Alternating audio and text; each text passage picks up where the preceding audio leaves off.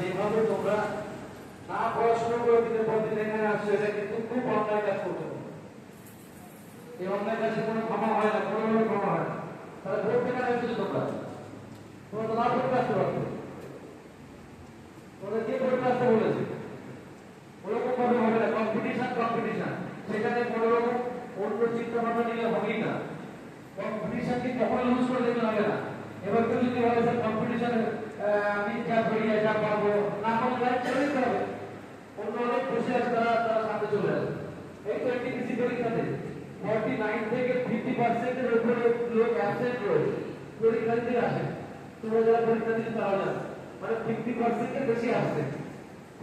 তার মধ্যে একটা বড় পার্সেন্টেজ পড়া পড়ে না। তার মানে পরীক্ষা যা কম্পিটিশন হচ্ছে তা 10 থেকে 20% এর মধ্যে হচ্ছে। এই 10 থেকে 20% এর মধ্যে হচ্ছে আসল কম্পিটিশন। এর মধ্যে যারা পারছে তারা পারফর্ম করছে, তারা বেরিয়ে যাচ্ছে।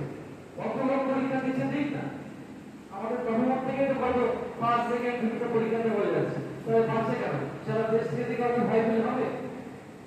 সারা দেশের লোক তো দাফানি পড়াশোনা করে না, তারা অনেক পড়াশোনা করে, অনেকে চাকরি পাওয়া আশাই করে।